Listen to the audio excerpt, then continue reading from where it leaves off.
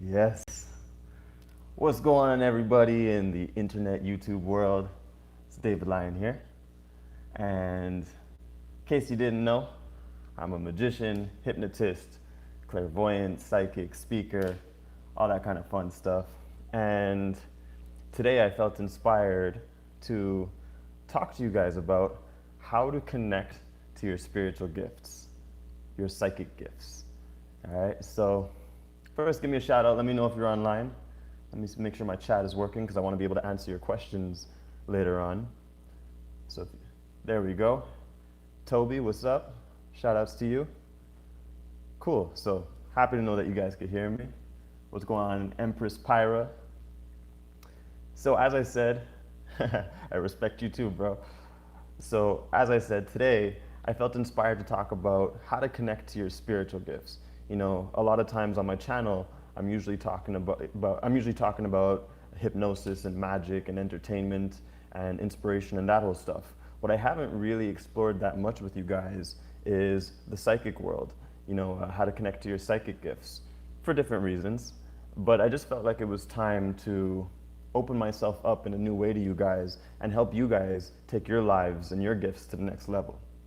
All right, so this is completely for you if you're someone who's been curious about your spiritual gifts, if you feel like you're an empath or an intuitive, if you've been, hearing things about spirit guides or seeing 1111 on the clock, or overall just wanting to know more about the real magic of life. You know, if I had to give a definition for what real magic is, for magical ability, it is, and this is something that I took from the ancient Egyptian teachings of Ra. He gives his definition of real magic as magical ability is the ability to consciously use the so-called unconscious. The ability to consciously use the unconscious. That's the definition of real magic.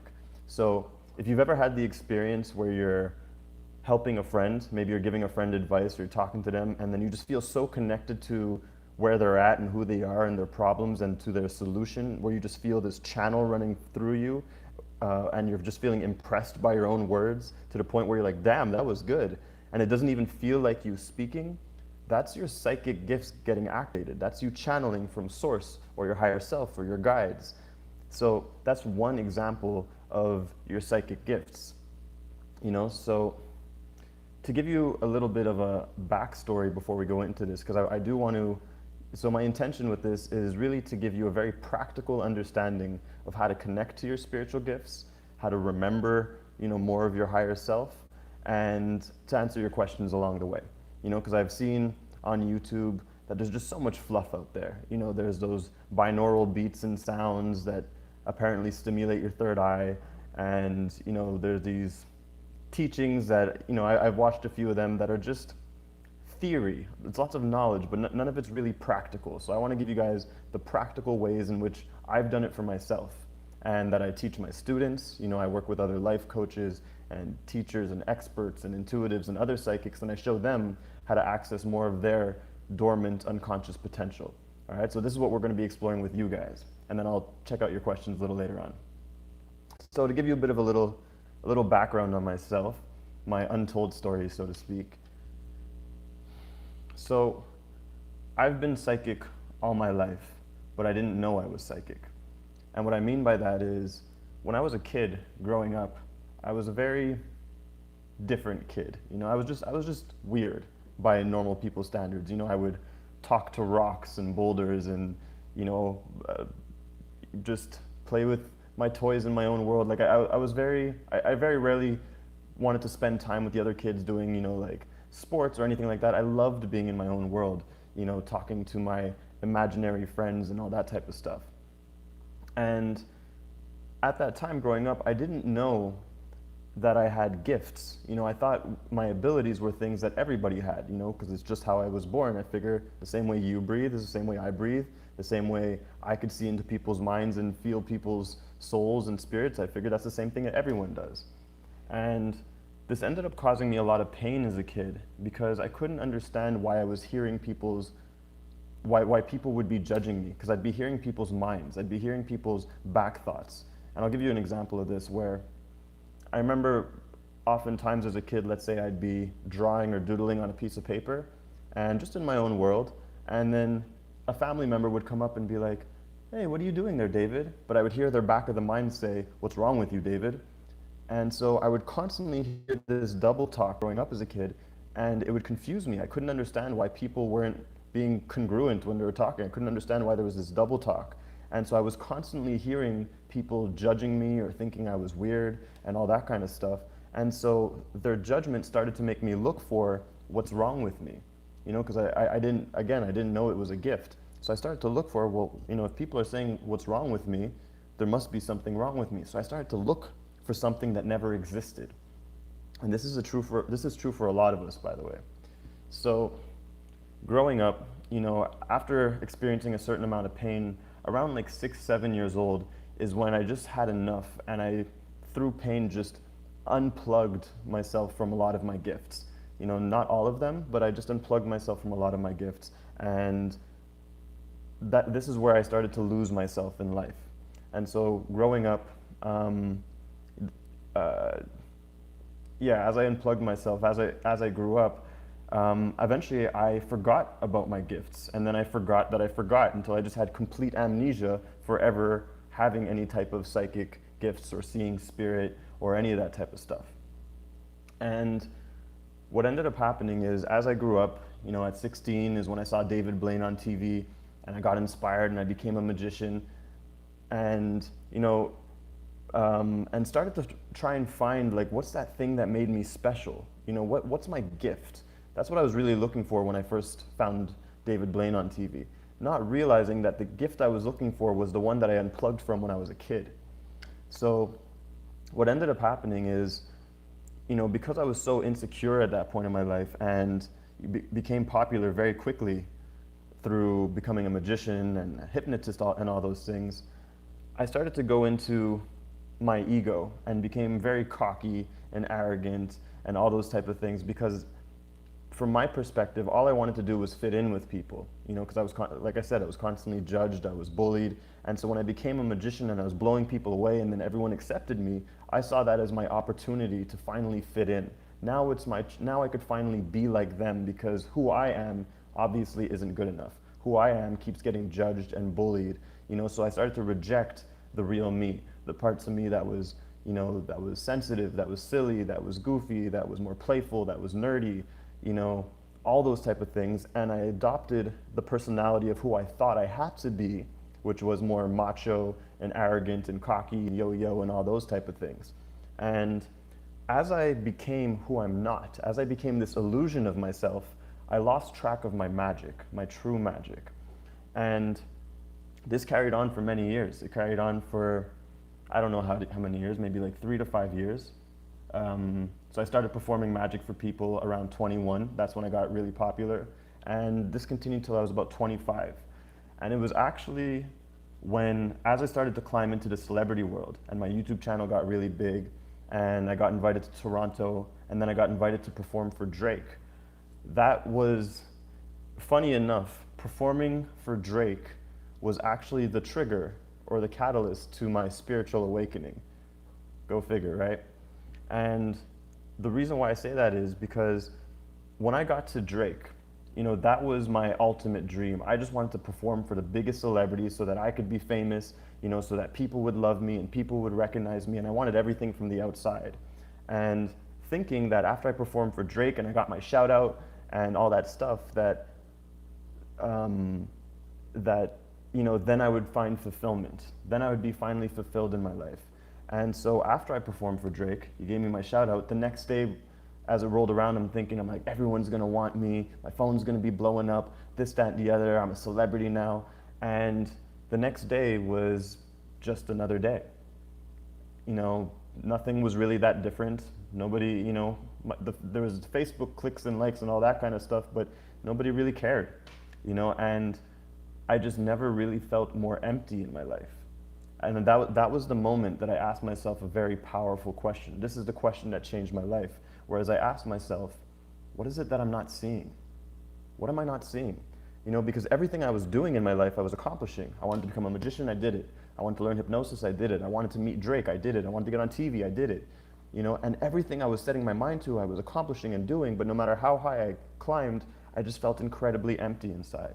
And so I had to ask myself that question, there's gotta be something I'm not seeing. What am I not seeing? That question is what began to shift my reality, because now I was open to seeing new things. I was ready to admit that I don't know the answer and to let life show me the answer. So after asking that question, this is when a lot of spiritual things started to fall into my life. You know, it was almost like I started to learn just the basic idea of spirituality, and it started a lot with ancient Egyptian teachings. For whatever reason, and very synchronistically, all these ancient Egyptian teachings would just fall into my lap, starting with the teachings of Ra, R-A.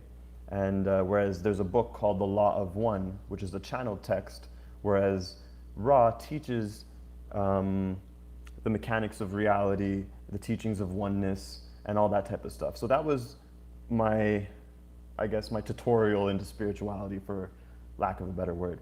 And so I started to learn more about law of attraction and all these things and understand the universe a little bit, and it all resonated on a certain level. But the major turning point in my life actually came when it was on January 11th, 2012, 1/11/2012. And for any of you guys who are into numerology, 111 or 1111 stands for new beginnings. It's known as the wake-up code, time to wake up. So on 1/11/2012 was where there was this major turning point in my life, whereas at the time, and I'm going to tell you the true story of this, at the time I was dating this girl, whose name I won't say, but I was dating this girl who was, yeah, she was nuts, is what I want to say. You know, like it was a very immature relationship. And when I was dating her, she was telling me that at some point, she's like, I see demons, I see bad spirits, and this, that, and the other. And I thought she was crazy. Because again, like I was completely disconnected from my spiritual gifts. You know, I wasn't seeing any of those things anymore. I had forgotten about that stuff. And I didn't even know if I believed in it, you know, from where I was in my ego. I was skeptical about psychic ability and all those things. And, you know, she was telling me that she was seeing, you know, bad spirits, demons, and all that kind of stuff. And I had heard, when she was telling me this, I thought it was just a cry for attention, but eventually she was saying it so much where I'm like, you know what, I heard of this energy healer dude, and I didn't believe in energy healing at the time. You know, I'm like, I heard of this energy healer dude, you know, he's crazy, you're crazy for believing in these crazy things. Maybe if I put you two crazy people together, you guys can help each other. That was my thought process at the time. So we went to go see this guy. His name is Alex. And this is in Montreal, where I used to live. And at first, you know, I was picturing that this guy is probably, you know, I'd never met a spiritual healer or an energy healer at the time. So I'm like thinking, you know, he's probably gonna have this like long beard and crystals and talk all like fluffy and woo-woo. But when we went to meet him, he was actually a really normal, regular guy, you know, just dressed in track pants, eating a Pop-Tart, just regular dude. And so right away I was like, oh, okay, he actually seems pretty cool. He was about my age, 25 years old at the time. And we went to his house, and when we got to his house, he brought us into his extra room, which was his healing room, where he had a massage table, and behind it was a sofa. And he asked my girlfriend at the time to lie down on the massage table while I sat on the sofa, and he just told her to close her eyes. And I'm there just watching to see what's gonna happen. And then he closes his eyes as well, and he starts doing this kind of chakra DJ type thing. He's like waving his hands above her energy centers, you know, what I didn't know were energy centers at the time, but waving his hands above her energy centers. And then as an entertainer, I was looking at this going like, I'm like, oh, this is a really cool performance. But what started to blow me away is that there would be certain points where, let's say he would go above her chest, without touching her, he would move his hand upwards, and then her chest would go upwards. And now I'm looking at this, I'm like, how the hell is he doing this? How is her body responding to his hands when there's no physical contact going on? And so after about 45 minutes, suddenly my ex, all of a sudden these emotions started to build up, and she went into this like state of rage. Her face got all red. Then she broke down crying. And then all of a sudden there was this palpable sense of peace in the room that you could feel. And no words were exchanged. And so I'm looking at this, and my skepticism is being challenged, and I'm just like, what is going on? And then finally, after the hour was done, he's like, okay, you can open your eyes. And she opened her eyes, and he explained to her, he's like, the reason why you were experiencing demons on the outside is because you had suppressed inner demons on the inside that you were ignoring and not dealing with. So eventually they just manifested as a reflection on the outside. And when he said that, I was like, that actually makes sense. I can accept that explanation. That's logical. If you're suppressing and ignoring something on the inside, it's got to manifest in some other way. It makes perfect sense. So I was like, cool, yeah, thank you. And I paid him his money. And as I was about to leave, all of a sudden, he closes his eyes and he turns to me and he's just like, we have information for you. And I was like, who the fuck is we? I'm like, it's just me and you in this room, But all of a sudden he's doing this channeling thing, and he just starts to read me. He's like, you think you're this macho, impressive magician who's a celebrity, who gets girls and da-da-da-da-da-da. But really, the real you inside that you forgot about is soft and sensitive and is a mentor and teacher and likes to help people. And you have similar gifts and abilities like me. And when he said that, I had no clue what he was talking about as far as gifts and abilities went, but it was the first time in a long time that I had felt a sense of deep resonance. Because like what he most gave me in that moment was this distinction between who I thought I was and who I truly was. The macho, impressive, arrogant celebrity dude, whereas who I truly was inside was, sensitive, caring, a mentor, all those type of things. And before that point, it was just all one ball for me. It was just all one thing. I never thought to make a distinction. And so what he most left me with was this idea that the sooner I let go of who I think I need to be, the sooner I become more of who I truly am. And that was the moment that I got put on the path to fulfillment and reawakening my gifts. And I tell the story for a very important reason, because in that story is a very key ingredient to connecting to your own spiritual gifts. Because that whole idea of who you think you are with your soul's true core personality, your soul's essence. And it's within your soul's personality that your psychic and spiritual gifts are inside of you. So what I mean by that is, if you look at whoever you were as a child, if you look at your childlike self, your childlike essence, maybe you see him or her as playful and clueless and carefree and all that type of thing. If you look at whoever your childlike essence is and you look at who you are now, that gap between you and the childlike essence is the gap between you and your full potential gifts. So if you've become more serious and rigid and guarded and closed off in life and bitter and jealous and all those type of things, that's not the energy of your true essential self, of your childlike self. So the sooner you let go of who you think you need to be, the sooner you reconnect to who you truly are, which is already an awakened being. So because the thing with learning psychic ability or connecting to your spiritual gifts is that you're not actually learning anything new. You're just remembering what you forgot. You're becoming conscious of what you forgot. And so as you align with it, it's like, imagine it's like a TV channel. So your childlike essence, imagine, is on channel 3, whereas as you change yourself in life and you become who you're not and you're on channel 5, the whole idea is just to tune yourself back onto channel 3 and you'll get your channel 3 gifts again, just to give an analogy, all right? So before I move forward, here's an exercise that I suggest that you guys do that's gonna be very powerful. Get a piece of paper, and on the piece of paper, you're just gonna draw a line down the middle. And on one side, I want you to write down who you think you need to be, who you think you are. And so you might write stuff like tough, strong,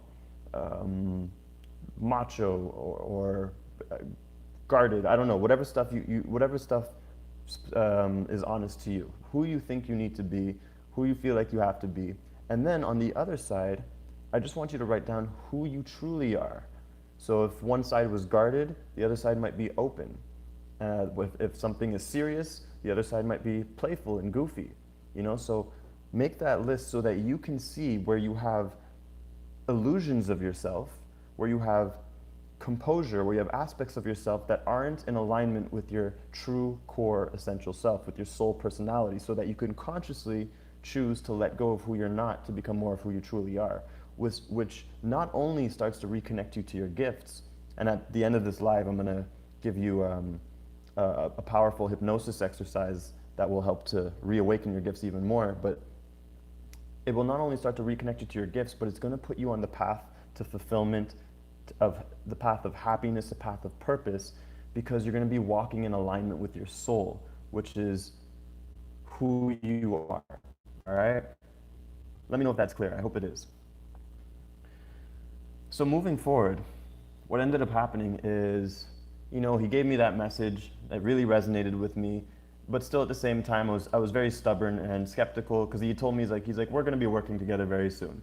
And I'm like, yeah, I don't know about all that, and so I left his house, and all throughout the week, just moving forward, weird things kept on happening, where he would just text me these weird messages, these very psychic messages, and each time I was like I said, I was very skeptical, so I might be chilling at home, and he might send me a text. He's like, you're feeling frustrated right now, and you're trying to figure out what to do. And then I'd be like, all right, that doesn't really impress me. Most people are frustrated in their lives, so I was, like I said, very skeptical. I wasn't willing to just jump on the psychic bandwagon just yet. But the thing that got me was about a week or two later, I was chilling with my ex, with my girlfriend at the time. And mind you, he lived a good hour and a half, 2 hours away from where she lived. And they didn't know each other. I was the connection point. They didn't have each other's number, nothing like that. And what ended up happening, I was at her house, and I remember we got into a really big fight. And and it's rare that I get mad, but we got into a really big fight. I lost my temper, and then I left her house and I slammed the door and I started walking down the street. And then literally 10 seconds after I left her house, I received a text from him, and he's just like, you and your girlfriend just got into a fight, you were fighting about this, that, and the other, you just left her house and slammed the door, and now you're walking down the street. And I was just like, what the how is he doing this? And that was the one that got me, because I'm like, it's impossible. There's no way that he knows what just happened, within 10 seconds of me leaving the house. I'm like, this guy knows something, and I want to know what it is. So finally, I reached out to him, and I'm like, all right, what is it? Tell me, what's this supposed purpose that we have to serve together? What's going on? So I went to meet up with him, and basically he just kind of took me under his wing. He was like, look, we have this higher purpose to serve. He's like, I would like to help you awaken your gifts. He's like, you're way more magical than you realize. You're more than who you realize. And, let's go on this journey together. And this began a 5-year journey, whereas in the beginning, for the first year, he was just teaching me how to balance my ego and showing me how it was possible to release insecurities and heal deep emotional wounds and all that type of stuff. Whereas I didn't know that was possible. I thought insecurities and emotional wounds were things that you just had to live with, you just had to deal with it. You just, you suppress it and you move on. But he was showing me how these things can actually be released, and that you can transform insecurities into power and to step into your confidence in new ways. So for the first year of my training with him, it was just about healing myself and balancing my ego and getting to a place where I was less cocky, basically, and just, more humble and all that type of vibe. Whereas after a year, then he finally said, he's like, all right, you're ready. I'm going to invite you into my energy classes, and it's time to reawaken your gifts. And mind you, by this point, after spending a year with him, I'd seen him do so many crazy magical things that there was no more skepticism left in my mind as to the authenticity of his psychic abilities.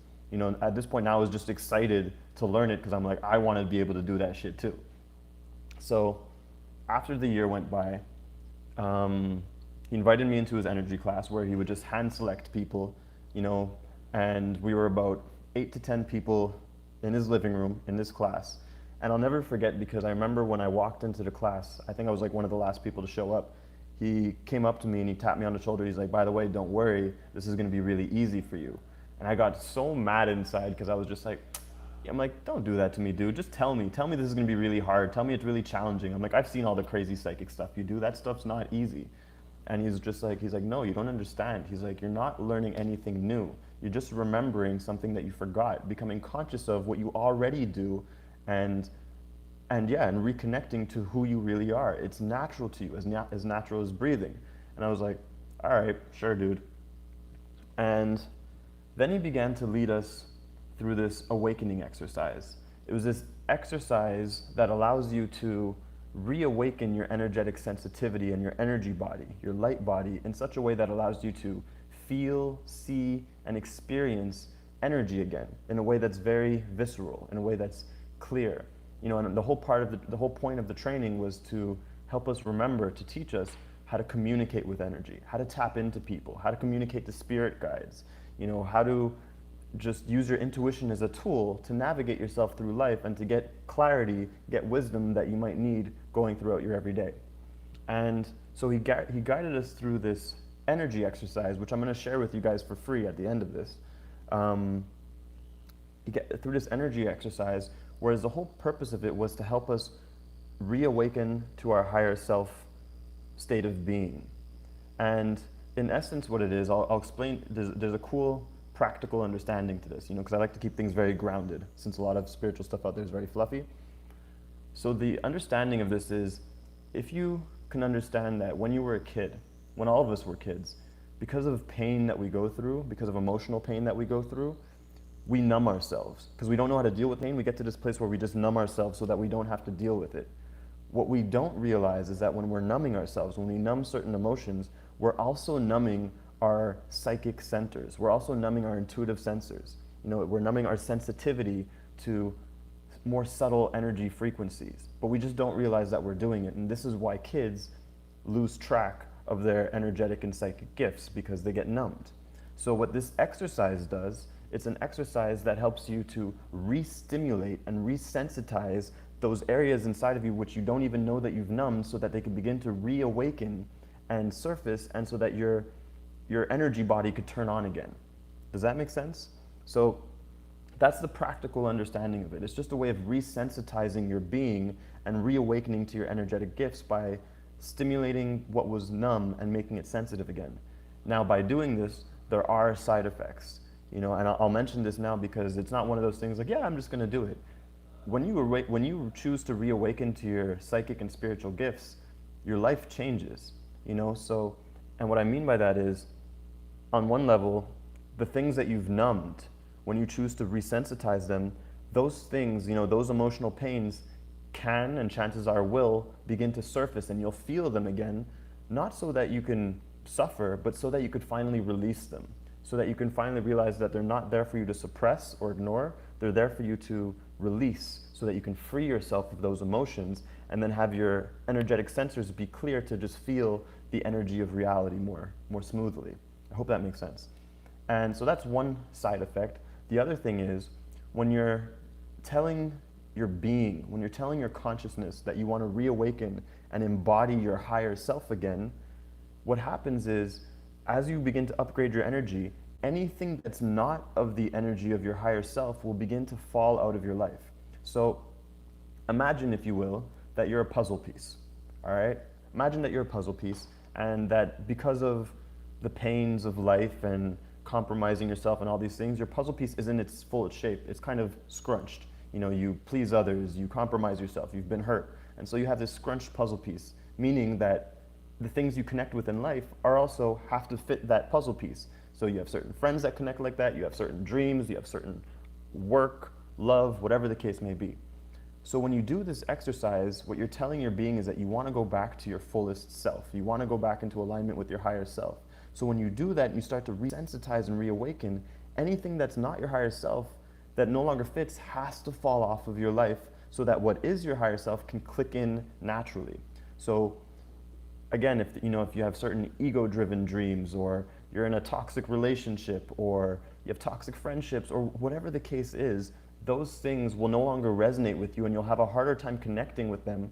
Whereas the purpose of that is to detach from them and allow yourself to let them go, so that what is meant for you can click in. All right, so again, these are just some of the side effects of doing this work, because I want to be responsible in sharing this with you and not just have you guys jump in like, oh yeah, I want my psychic gifts. You know, it's so much more than that. It's a lifestyle. You see, because the beauty in reconnecting with your spiritual gifts and your psychic gifts is that not only is it your birthright, you know, you deserve to have access to your spiritual gifts. Not only is it your birthright, but it also makes you a lighter, more compassionate and playful person, which is better for the world. So in essence, it makes the world a better place. If you're becoming a more compassionate, light and playful version of yourself, you know, that can see through things much easier, you're helping the world, because then you could shine love easier. All right, and that's what's important to me. So this is all about love. Now,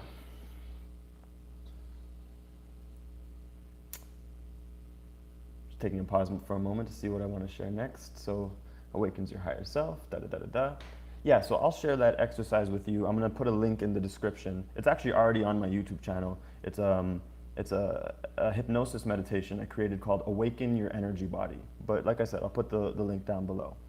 And just make sure you read the description, the video description, before doing it, so that you can get the full context of how it works and what to do. And you only need to do it about 1 or 2 times.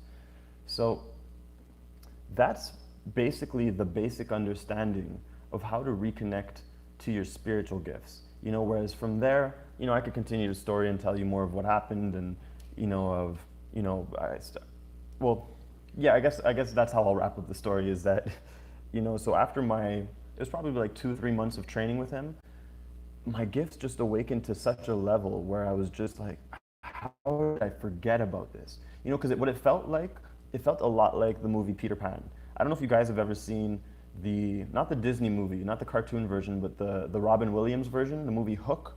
If you've ever seen the movie Peter Pan, the movie Hook with Robin Williams, it is a perfect analogy for everybody in life.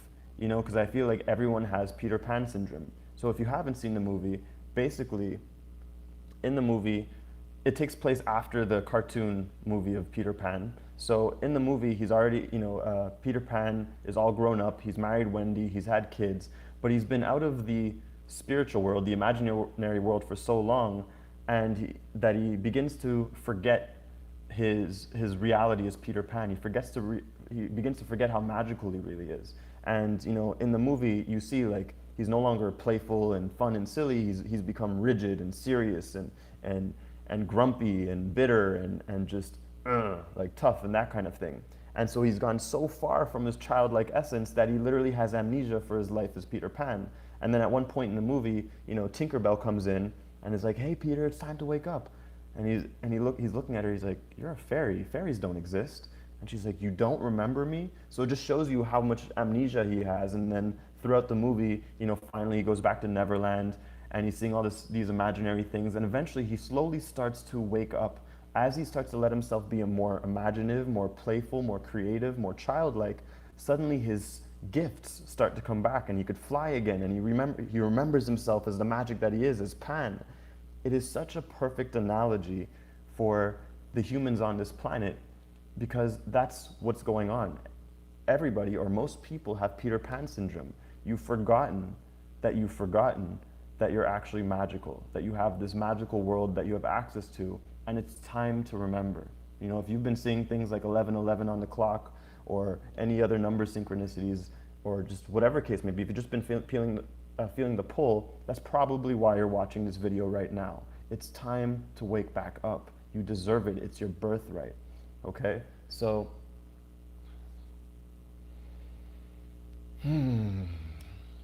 so at the end of my training, when all my gifts awakened and I was finally reconnected to my spirit guides and able to tap in and tune into people and able to see through people's problems and help guide them to more of their higher self and solve things and just have fun. You know, that was the best part of it all for me, is that it was finally discovering real magic. It's like I felt like that's what I was looking for in my life. You know, it's like when I became a magician and I first saw David Blaine on TV, I didn't know that that a lot of it was illusion. I thought it was real magic. You know, so when I learned it and I saw that it was illusion, I was like, oh, this is still super dope, but I'm sure real magic exists. You know, and then when I learned hypnosis, that was the closest thing to real magic I found, because that's not a trick, it's not an illusion. You really are putting people into these deep trances and snapping your fingers and making your words become the reality. And then even still, I was like, but I still feel like real magic exists. And what's kind of funny is that I'm one of the only people in the magic community, I'm one of the only magicians who believes in real magic. It's kind of a bit of a contradiction if you think about it. Most magicians don't believe in real magic, which to me makes them illusionists. You're an illusionist, you do illusions. Whereas I'm a magician and an illusionist and a mentalist and a hypnotist. But anyways, all to say that his teachings inspired me so much, and I'm gonna take your question shortly. His teachings inspired me so much that all I wanted to do was pay it forward. And again, this was back in, at this point we're in 2013. All I wanted to do was pay it forward, and that's what I began to do with my life. This is actually why I stopped posting so much on my YouTube channel with the entertainment and all that stuff. And it's been a while since you saw my guys' post, because I was so deep into the real magic world, the psychic world, and showing people how to awaken their gifts. It's a lot like I was being Professor Xavier from the X-Men and finding all these people who are gifted, who either didn't know that they were gifted or didn't know how to work their gifts, and showing them how to harness and ignite their power so that they can serve their purpose in the highest and most loving way possible. And so that's where I started running workshops and retreats and doing intuitive sessions with people and all that type of stuff. And now here I am today, still doing this work, whereas I just simply believe it's my purpose to bring real magic back into the world, because again, it's your birthright, and because it just makes the world a better place. Because in order to connect to your gifts, you have to become a more playful, compassionate, loving version of yourself. So it's a fun way of getting to that point. All right, so that's my story for you guys. I've given you within it two major tools. Well, the second tool, I'm going to send the link, but the first major tool as to reconnecting to your gift is to make that list of who you think you are versus who you truly are, and then to consciously choose to let go of who you think you are to become who you truly are. That will naturally begin to realign you and reawaken you with your intuitive gifts and abilities. Secondly, I'm going to share that energy meditation with you in the link below. Eventually, I have to put it in the description. And that will be a catalyst to you reawakening your energy side if you're ready, if you feel ready to choose your higher self life and to really be the fullest, most expressed version of yourself. Now, there's all kinds of other subtleties to connecting to your gifts, and I'll share one of the most important ones, and then I'm going to take your questions, okay? One of the most important things that you could remember in accessing your gifts is to remember to be playful. What I see happening in the spiritual community so often is that people take spirituality so seriously. They're so rigid with it, which is just a contradiction, because spirit in its essence is playful, it's creative, it's free. So you'll see lots of people. I remember one time I had a client, and he called me up. He was living in Virginia, and he was talking to me about him and his wife and telling me their problems, and then I just, I tapped in and I was telling them, the cause of the problems. I'm like, oh, this is why that, this is why this, and he was just blown away. He's like, how do you know these things? He's like, you must meditate every day for hours a day and this, that, and the other. And I was just like, nope, actually, I just play a lot of video games. And then he looked at me like, what? How does that make sense? He's like, I wake up every morning and I meditate for 2 hours, and then I read my spiritual books. I don't remember which book it was, but he's like, I read my spiritual books and I do my spiritual practices. And I'm like, yes, and that's great. The thing that you're missing is that you're doing all those things out of rigidity and discipline and seriousness, which is not the energy of your childlike self. Your childlike self is not serious, rigid, and disciplined. It's fun, it's playful, it's creative. That's the true energy of spirit. So one of the greatest subtleties I can share with you now is not to take this seriously, but to really be playful with it. I meditate when I feel like it. I don't meditate every day. I hardly ever meditate, to be honest. But if I feel called towards it, then I do it because it's exciting for me. So the idea is to remember to be playful. That's going to transform everything for you. So that's tip number 3. All right, so now I'm going to go into your questions to see what's going on with you guys.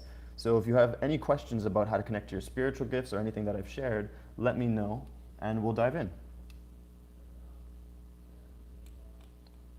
By the way, I hope this was useful for you guys. I really felt called to share this. Let's see. Questions.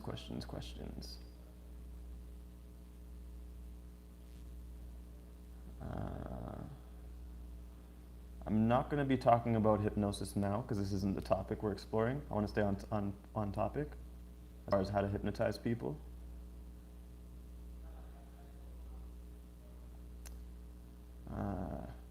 Ash says, real magic exists. I can do telekinesis. Started with the psi wheel and it's like a muscle. You train it and get stronger at it. Yeah, absolutely. You just remember senses that you already had. David Lyon, I want to meet you one day. We'd have such an incredible hypnosis time. Absolutely, I believe it. And by the way, if any of you guys feel called to do a session with me, I don't normally do one-on-one sessions anymore. Normally I do like 3-month-long mentoring with other like light leaders and that sort of things. But if you do feel called to do a session with me, I'm gonna open up an availability for 3 spots at the end of this live. And I'll take on 3 of you to do a 60 to 90 minute session to explore your gifts and your purpose, an intuitive guidance session, and we'll explore that together.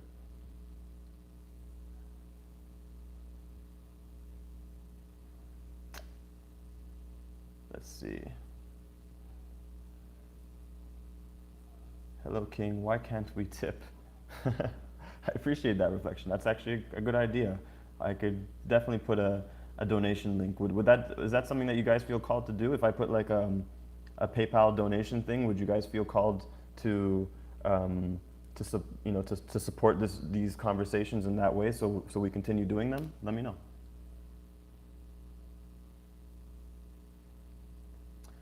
Have you been able to speed up your mind? That's a great question.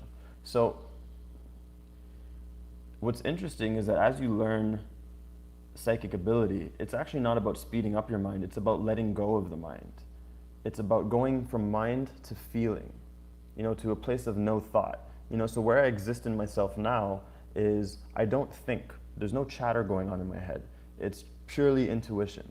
When there is chatter going on in my head, that's when my head feels uncomfortable and I feel off, because part of my training was learning to let go of the mind. And I don't mean let go of it as in get rid of it, but I mean that most people exist in their headspace. They live from within their head and they think they are their thoughts and they think that they are their mind. Whereas as you go into this work and especially if you have a mentor to help you with all the little subtleties, you realize that you're not your mind and you become the consciousness that could look through your mind without being trapped inside of it. All right, let me know. I hope that makes sense. Can you explain deeper what does the spiritual gift mean? Joined 10 minutes ago if you already explained. So I'll explain. I did explain it earlier, but just to explain really quickly, your spiritual gifts are your intuitive and energetic gifts. It's your connection to source, or what you might call God or the universe, like whatever language most resonates with you. It's your connection to infinite wisdom and potential. It's your connection to your inner GPS, so that you know how to navigate yourself through life and you know which way to go and which way not to go. It's what allows you to read people, to know who's right for you, not right for you. Or if you're working with people, it's what allows you to tap into their solution so that they can connect with it. There's all different kinds of things you could do with your spiritual gifts. Some people look into past lives. Some people, do energy healing. There's all kinds of things depending on what your passions and interests are.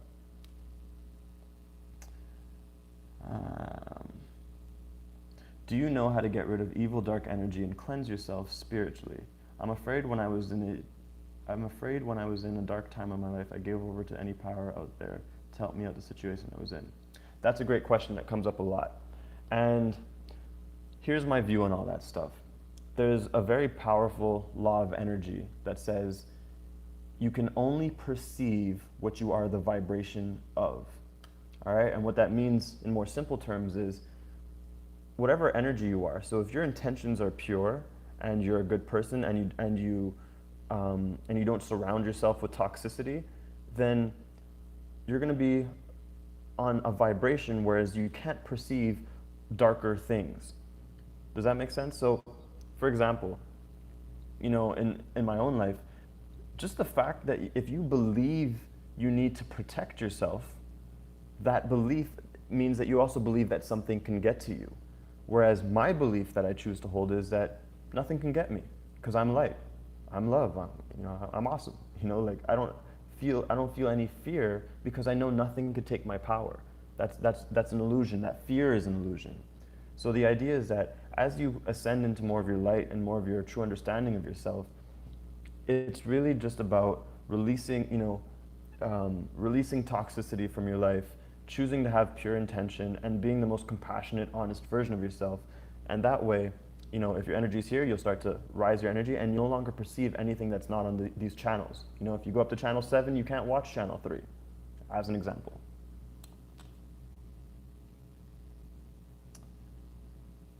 Let's see. Thank you, David Lyon. You're helping me better shine my light. Love and peace, brother. Awesome. I love that.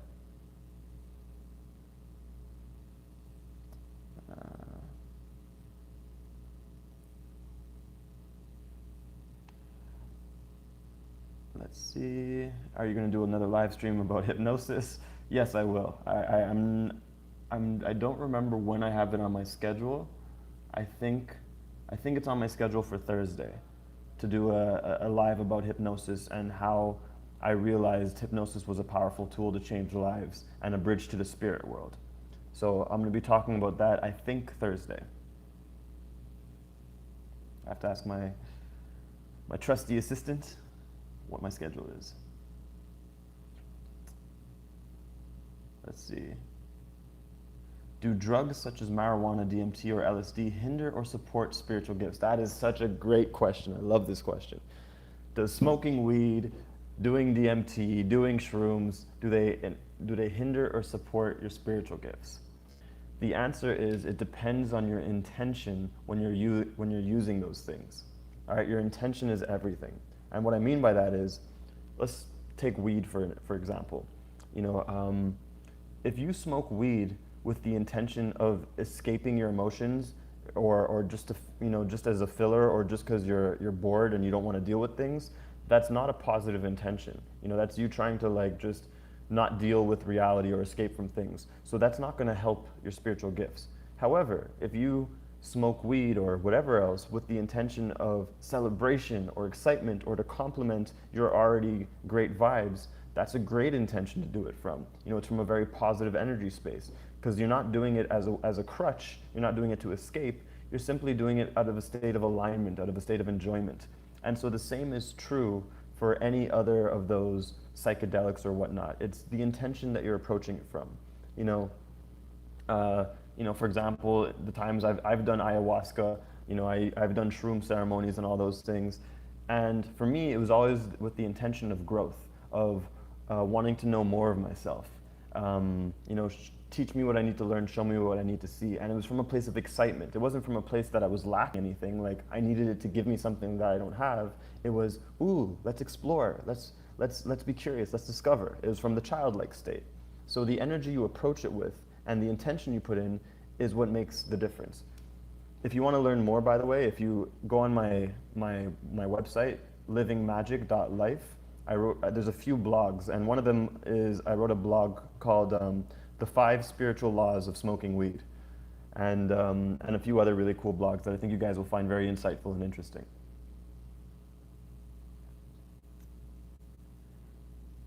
All right, cool. Do you smoke marijuana? I do smoke from time to time, yeah. I'm definitely not a pothead, but from time to time I'll definitely partake in the herb. Yeah, when it feels right. It's, again, completely out of excitement. Sometimes I won't smoke for months, sometimes I'll smoke here and there, but I believe in freedom. That's the important thing to remember about spirit or spirituality is that spirit isn't limiting. Spirit is freedom. So it's not going to limit you saying this is bad, that is bad. It's just a place that you do it from. All right, spirituality is not meant to be a prison. It's not meant to hold you down into anything. All right, so that's a very important distinction to remember.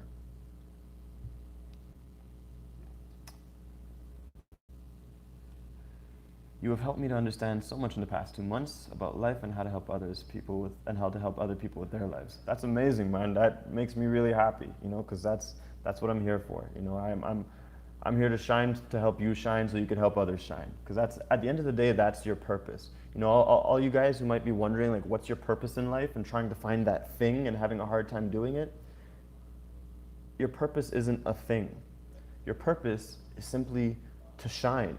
You know, think about the sun. Think about what the sun does. The sun's purpose isn't a specific job or anything like that. Your purpose is to be the unique you as fully as you can be. You know, to stand out, to shine. It's not to help people. It's not to heal people. It's not to save people. Your purpose is simply to shine, and just like the sun, just by shining, as a side effect, you help people. As a side effect, you heal people, you bring joy, you inspire. But you're not focusing on that. You're just focusing on your unique shine. So I'm happy you brought this up, because if I were to share with you guys how to walk the optimal path, you know, how to walk your path and purpose, how to always follow your soul's GPS so that you find more of your gifts, more of your abundance, more money, more of your dreams, more of everything, it's simply this. Every moment that you can, act on your highest excitement. That's it. And the reason is this: when you act on excitement, so you might think, I really need to work hard for what I want. I really need to push and I need to struggle. That's not the energy of your soul. That's resistance. That's friction. And that's a lot of what we've been taught in society. Whereas when you follow excitement, excitement pulls you towards magic. It literally allows you to be at the right place at the right time and allows your life to become an explosion of synchronicity. I've lived my entire life through synchronicity, excitement, and passion. I don't believe in working hard. No one's ever seen me work hard because I don't. You know, I've accomplished everything in my life through fun and excitement because I understood this intrinsically at a really young age. And what's beautiful about this is that, you know, what excites you is unique to what excites me. Because when you feel excitement in your body, that's literally the energy of your soul. That's why it's unique to you as it is to me. So when you feel excitement, passion, creativity, love, joy in your body, that's the energy of your soul. And so when you act on those feelings and you act on wherever your excitement's wanting to lead you to, even if your mind can't understand it, that's you choosing to follow your soul's GPS, which is already set to the destination of fulfillment and magic and awesomeness. All right, does that make sense? Always act on your excitement. One of the questions I ask myself every morning is, what would be most exciting for me to do today? That's my everyday lifestyle ritual. What's the most exciting thing I could think of doing? And again, it might not seem logical. You know, you might be like, yeah, but I need to get this work done, and I keep trying and I keep pushing. Whereas for all you know, if you follow your excitement and you go to the park or you go take a nap or you go wherever you're going, you know, let's say you go to that park, you bump into someone who you didn't expect to meet, who is a perfect connection for the thing that you were working on, and all of a sudden it gets done effortlessly. This is where one of my teachings is that life is designed to be effortless. We just choose to complicate things. But I promise you, if you lean into your excitement and you let yourself lead with essence, your life will become an explosion of ecstatic synchronicity and greatness. Thank you for asking that question. We got about 7 minutes more, guys.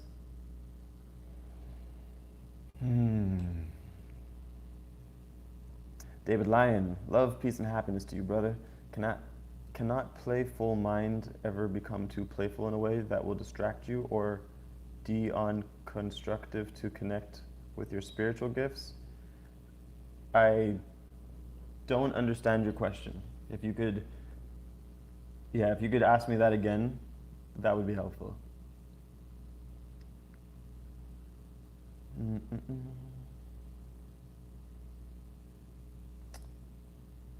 What's your favorite video you've made? Oh, that's a great question. What's my favorite video I've made? Man, I really love all my videos. For me, they're timeless to me. You know, if you don't know, like when I first started my YouTube channel, I really made it for myself because I wanted to create entertainment that I wanted to see, that I could enjoy. And you know, this is before I knew the possibilities of YouTube. And as I created things that I loved to watch myself, the kind of entertainment that I wanted to see, it just so happened that other people started to love it too, and then my channel started to blow up. I was like, oh, this is really cool. My favorite video, that's a tough one. I really like, I like my real mind reading video. That's a performance I'm really proud of. The one where fire and smoke comes out of my mouth and a person's name is on my lip. And I guess I also really like the one called From David Blaine to David Lyon, just because it's a cool compilation of different things. But yeah, that's a tough one. I'm gonna have to sit with that. I'm not sure which one was my favorite. Thanks for the question. Have you ever had dark periods in your life? Depression, like or so? Do you think those might have a part in spiritual growth? Great question. And yes, absolutely. I've been through depression and it's horrible and it sucked. Um, I've yeah, of course, of course. You know, now not as much. You know, although like just 2 weeks ago, I was going through hell. I was really like having a really tough time in my life, just with the things I was going through, and you know, because I stretched myself so far in my growth and letting go of everything in Montreal and just living completely in flow and all the things going on in my life. You know, I was going through a tough time. And so yeah, I definitely still go through things. I think the major thing is that I've learned how to better respond to them. You know, I don't beat myself up. I've learned to ask for support. I've learned to, you know, if I need to hire someone to do a session, and to just give compassion to myself.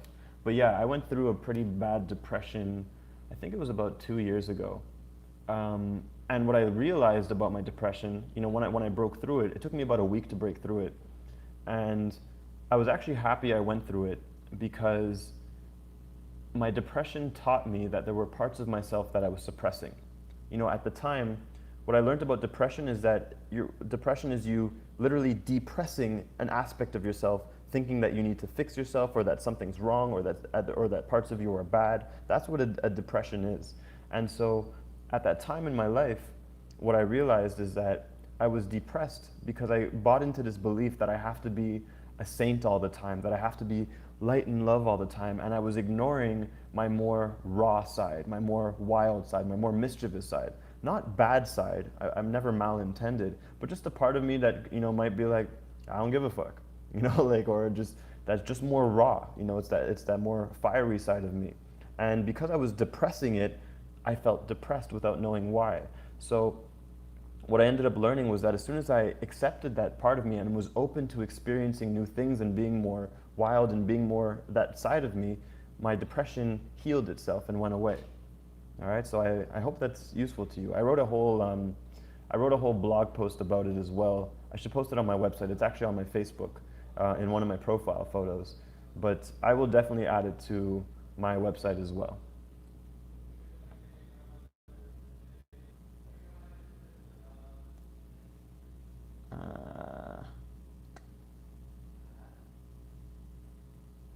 Do-do-do.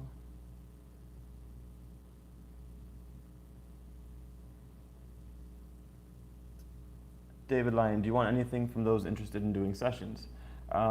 Yes, of course, absolutely. So thank you for asking me that. So like I said, I actually almost forgot about that.